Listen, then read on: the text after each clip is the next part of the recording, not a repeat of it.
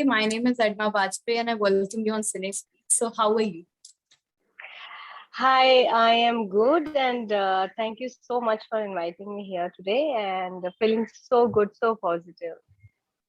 सबसे पहले तो मैं कहना चाहूंगी it feels great to connect with you because all that I have read about you is so inspiring. You are helping lot many people out there and it's so inspirational for each and every one. हम सबको ये करना चाहिए जो मदद कर सकते हैं, at least they should. So my very first question to you is about Astha Foundation. I want to know about that. Thank you so much for great information about me that you have taken over, and I am glad. I'm touched to see you, and you're looking beautiful. And yes, Asta Foundation is all about helping each other. Asta Foundation is all about HIV positive kids who doesn't know that they who doesn't know that they have HIV and what is HIV. They are really not aware of it. Tomorrow they will leave or not, they don't know. So I think Asta Foundation is about to life. It's about to helping each other. It's about to understand each other. So my Asta Foundation is like 6-7 years old. My baby, you can say. And through that, I am taking care of 600, 700 families and HIV kids. I have taken over, adopted HIV, 62 HIV positive kids, and I'm a mother of them. So yes, very proudly I'm running my Asta Foundation.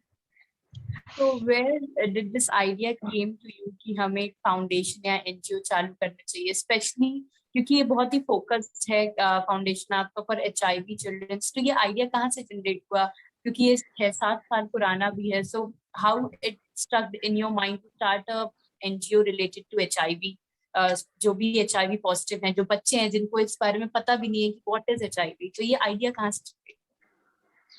ये मुझे ये पहले मेरा ये thought है dear कि हम कुछ बचपन से बहुत कुछ सोसाइटी से लेते हैं, माँ बाप से लेते हैं, उसके बाद स्कूल जाते हैं, वहां से संस्कार लेते हैं, वहां टीचर होते हैं, मदर अर्थ है, वहां से बहुत कुछ लेते हैं, सोसाइटी के लोगों से बहुत सीखते हैं.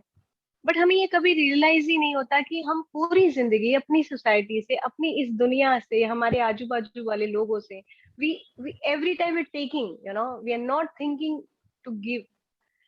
सो आई थॉट दैट किसी भी इंसान की 25-27 एज खेलने कूदने की या सेट होने की चली जाती है, उसके बाद आई थिंक कि we all should help society, we all should give society, because ये एक ऐसा टाइम है दैट वहां हमें रियलाइज होना चाहिए कि अब हमें सोसाइटी के लिए करना है. अब तक हमने लिया बट हमें सोसाइटी के लिए करना है. तो एक वो रियलाइजेशन भी था, और एक दूसरा मेरी लाइफ में एक एक्सपीरियंस था. रात को 2-2:30 बजे मुझे कॉल आया और कहा कि जरूरत है हमें आपकी. तो आई सेड कि ठीक है. तो उन्होंने कहा कि बोरीवली रेलवे ट्रैक पर आ जाओ. सो आई सेड ओके. मेरे कुछ फ्रेंड्स का फोन था नॉर्मल. सो मैं रात को 2 बजे कॉल आया, मैं 2:45 बजे वहां पर पहुंची. मैंने देखा कि वहां 3 महीने की एक बच्ची को रेलवे ट्रैक पर फेंक दिया गया था. जस्ट वो, आई डोंट नो, शायद जीती भी नहीं वो. उसका नाम फिर हमने ज्योति रखा. जीती भी नहीं वो, और उसको फिर ले गए, पुलिस स्टेशन ले गए, बहुत सारी चीजें की, हॉस्पिटल में एडमिट करवाया. जब सारे टेस्ट हुए तब हमें पता चला कि वो HIV पॉजिटिव है, और उसके माँ बाप ने उसे इसीलिए, सिर्फ इसलिए फेंक दिया क्योंकि वो HIV पॉजिटिव है. शायद वो डर गए होंगे या फिर कैपेबल नहीं होंगे उनको पालने के लिए. बट अगर कैपेबल नहीं होते तो शायद उनको उनको भी होगा. तो आई डोंट नो, वो उन्होंने अपने आप को तो नहीं फेंका, बच्चे को फेंक दिया. तो ये सारे ख्याल जो है वो डराने वाले हैं मेरे हिसाब से. मुझे बहुत तकलीफ हुई इन चीजों से. तो फिर मेरे समझ आया कि इसको फेंका है और कितने लोगों के साथ ये सब हो रहा होगा जिन्हें पता भी नहीं है बच्चों को. तो उस दिन से मैंने बीड़ा उठाया, और उसके नेक्स्ट डे मैंने सोचा कि मुझे फाउंडेशन खोलनी है. और उसके बाद मैंने ये नाम रखा आस्था, जिसपे हम भरोसा कर सकते हैं, जिसपे हमारा यकीन है. उस नाम से ये फाउंडेशन है, और तब मैंने ये फाउंडेशन खोला. Beautiful. You are doing just a great work and it inspires ये पूरी स्टोरी सुनने के बाद आई थिंक जब ये सब सुनेंगे तो ये और लोगों को भी बहुत इंस्पायर करेगा। तो thank you. I read your article. You talked about organ donation also, yes. and you time of pandemic जहाँ पे हम सबको एक दूसरे की मदद करनी चाहिए. You spoke about organ donation. So ये क्या आपकी क्या राय है इस बारे में organ donation को लेके, और आप क्या इसके बारे में कहना चाहते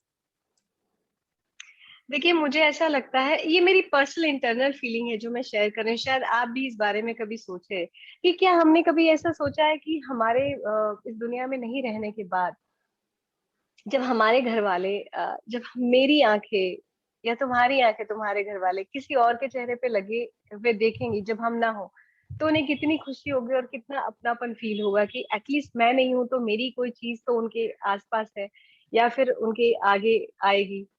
तो ये एक मेरी पर्सनल फीलिंग है। और उसके बाद जब कोविड में मैंने बहुत सारे लोगों को देखा, कोविड तो चलो अभी आया है बट उसके पहले भी बहुत सारे लोगों को ऑर्गन्स की जरूरत पड़ती है, जहाँ लोग बहुत रोते हैं, उसके लिए पे भी करते हैं, फिर भी उनको जैसे किडनी जैसी चीजें जो उनको नहीं मिल पाती, किडनी के रेट्स आपको पता होगा शायद, क्योंकि मैं इन सब चीजों के बारे में रीड करती रहती हूँ, तो मुझे हैं? पता होता है कि लोग बहुत अपने घर, अपने ज्वेलरी और अपनी बहुत सारी चीजें बेच बेच कर अपने जो भी अपने हैं उनके लिए, अगर किडनी है या कोई भी ऑर्गन्स है उनके लिए ये सब चीजों की व्यवस्था करते होते हैं। और वो जो दे रहे होते किडनी, वो एक्चुअल में डिमांड करते हैं 50 लाख, 1 करोड़, 75 लाख, ये उनके रेट्स हैं। तो ये सब खत्म करने के लिए शायद हम लोगों को ही हेल्प करनी होगी। जब हम नहीं रहेंगे इस दुनिया में तो ऑब्वियसली हमारे ऑर्गन्स का क्या, क्योंकि हमारे नहीं रहने के बाद भी हमारे ऑर्गन्स अच्छे होते हैं और जिंदा होते हैं, उनमें लाइफ होती है। तो एक तो किसी की हेल्प हो जाएगी, दूसरा हम अपने आप को किसी में जिंदा पाएंगे। तो ये मेरा मोटो था, इसीलिए मैंने लोगों को प्लेज किया कि हम ऑर्गन डोनेट करें। ग्रेट। सो एक आपकी अपकमिंग मूवी आने वाली है, रोटी कपड़ा और रोमांस, जिसके बारे जी, में मैंने पढ़ा। क्या किरदार है आपका और किस बारे में है, ये हमें जरूर शेयर। ये एक कॉमेडी फिल्म है, बहुत ही ब्यूटीफुल फिल्म है। पुरानी मूवी अगर आपको पता हो तो रोटी कपड़ा एंड रोमांस, तो अभी नाम रखा रोटी कपड़ा एंड मकान थी। मकान। तो पहले लोग सोचते थे कि रोटी तो बहुत इंपॉर्टेंट है, फिर कपड़े तो चलो मिल ही जाते हैं, और मकान बहुत जरूरी है। तो हमारी लाइफ में अब रोटी कपड़ा और मकान को छोड़कर, क्योंकि मकान तो रेंट पे मिलते हैं लेकिन प्यार और मोहब्बत और रिलेशनशिप है वो हमें रेंट पे नहीं मिल पाता। तो इसीलिए ये थोड़ा सा एडिट होकर रोमांस तक आया है, रोटी कपड़ा एंड रोमांस। तो कॉमेडी फिल्म है, लीड प्ले कर रही हूँ, बहुत एक्साइटिंग कैरेक्टर है मेरा, और इससे ज्यादा मैं बता नहीं पाऊंगी क्योंकि पिक्चर की अभी 30% शूटिंग बाकी है। तो हाँ। यस, इस तरह का किरदार। हाँ, मुझे भी ज्यादा इसके बारे में पढ़ने को नहीं मिल पाया, आपसे ही ये पता चला है कि एक कॉमेडी मूवी है। So how was your working experience with Arshad Warsi and Chunky Pandey? See they are institute themselves, movie हमारे सिनेमा की, फिल्म फ्रेटर्निटी की, वो बहुत दिग्गज कलाकार है। मैंने उनसे बहुत कुछ सीखा, उनसे एक्टिंग को कितना लाइट लेते हैं वो मैंने सीखा। बहुत ब्यूटीफुल एक्सपीरियंस रहा मेरा, और लाइफ को बहुत ही मस्ती से गुजारने का एक्सपीरियंस लिया, तो मेरा बहुत अच्छा एक्सपीरियंस रहा उनके साथ। कब आपने डिसाइड किया कि ये एक्टिंग में ही आपको अपना करियर बनाना है? और बिकॉज जैसा हमने आपके बारे में जितना मैंने पढ़ा है, वो you want to do so much for the society, and उसके अलावा आप एक अपना पैशन भी कैरी कर रहे हैं साथ में। तो ये कब दिमाग में आया कि एक्टिंग में और डांसिंग में एक करियर बनाना है, अपने पैशन को फॉलो करना है, ये कब दिमाग देखिए, ये है कि ये सारी चीजें जो है वो ब्लड में अंदर से आती है, तो हमेशा मुझे एक्टिंग का बहुत ही शौक रहा है। और आपने डांसिंग की बात की तो मैं आपको बता दूं, मैंने इंडिया को इंटरनेशनली रिप्रेजेंट किया है बहुत सारी कंट्रीज में इन अ कथक डांस। तो मेरा हमेशा मेन मोटो रहा है इवेंट्स, तो मैं बहुत ज्यादा इवेंट किया है मैंने सारी कंट्रीज में, ऑलमोस्ट सारी कंट्रीज में। तो एक्टिंग तो थी ही, बट डांसिंग भी था, बट अंदर कहीं ना कहीं ये था कि मैं सोसाइटी के लिए कुछ करूँ, तो वो मेरा हमेशा मेन मोटो रहेगा। एक्टिंग करियर जो है वो बहुत सीमित होता है, कुछ एज के लिए होता है। तो जब ये थोड़ा बहुत आगे चलेगा, उसके बाद आई डोंट नो उसका रिजल्ट क्या है या कहाँ तक कर पाऊंगी मैं एक्टिंग, ये मैं नहीं जानती। बट मेरे हिसाब से मुझे अपनी सोसाइटी और मुझे अपनी कंट्री के लिए करने में बहुत इंटरेस्ट है। तो इसलिए अभी पैरेलल कैरेक्टर चल रहे हैं, कभी एक्टिंग और कभी इंडिया रिप्रेजेंट और कभी society. You are already doing a lot of things for society, जी। जो बहुत अच्छे से आपको रिप्रेजेंट कर रही है। आपका सामने, आपका काम भी सामने, सबके सामने निखर के आ रहा है, सो इट्स ग्रेट। सो ऐसा कोई ड्रीम रोल जो आप करना चाहेंगी आगे चल के, जो आपने सोचा हो कि इस तरीके का रोल अगर आपको मिले तो बहुत अच्छा रहेगा?